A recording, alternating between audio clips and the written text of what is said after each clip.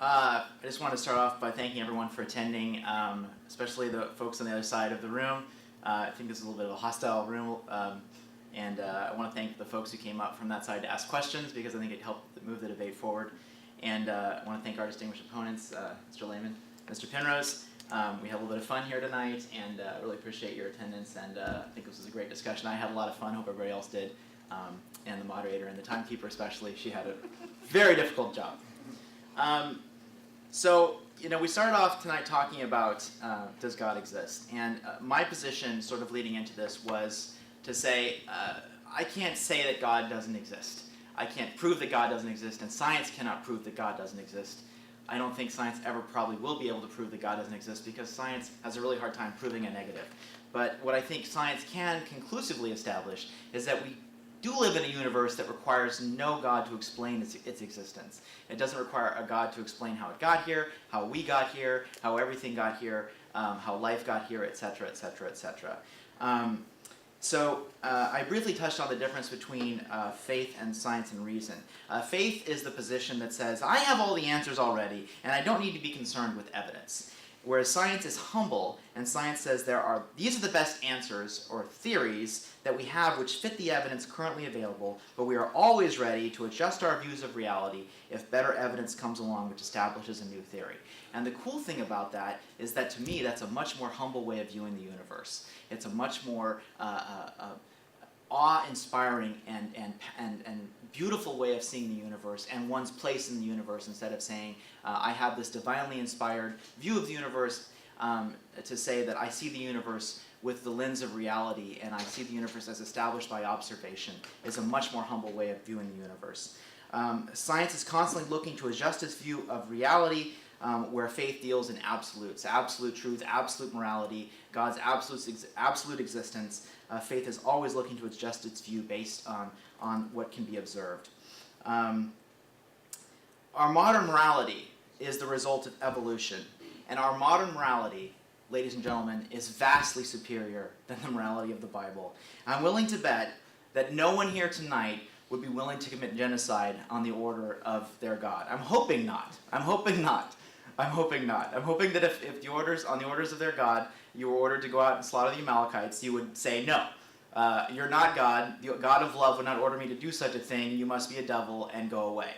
That's my hope, at least. I'm willing to bet that if any one of us here tonight, persons of faith or not, were to come upon a man with his son upon an altar, with a knife up against his throat, ready to sacrifice him, and that man were to tell you, oh, I'm under the orders of God to sacrifice my son, I'm willing to bet everyone here tonight would say, or think to themselves, this is a person who is mentally ill, and I'm going to intervene and call the authorities. And the reason we would do that is because our modern morality is vastly superior to any morality that's in that old book. Again, our modern morality that has evolved over time is vastly superior than the morality of that Bronze Age book that it's vastly superior to anything that can be found in there. So again, personal experience. We've had many appeals to personal experience here tonight. About what the power of prayer, observation. I had a feeling come over me. I know this to be true because this is my personal experience. The problem with personal experience is that it can be very easily fooled. There are chemicals in the brain that can create experiences of transcendence and wonder, that can make people see gods and spirits and angels and all kinds of things. There's a chemical called DMT that's in the brain. You may have read about it. Apparently it's amazing. I really want to try it.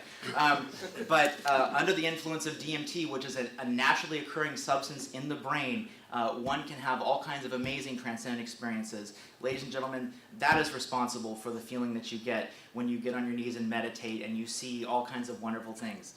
There's a lovely thing that's in Canada that I also want to try, and it's called the God helmet. And what it does is it sits on the temporal lobes of your brain, and it sends a certain electromagnetic wave into the temporal lobes of your brain. And when people put this helmet on, they report having the same types of experiences that monks have when they meditate, out-of-body experiences, experiences of feeling a presence in the room, transcendent experiences. And what this tells us conclusively is that when people have experiences of seeing gods or experiencing other beings coming into their lives, it's not because gods are real, it's because their brains are giving us these experiences.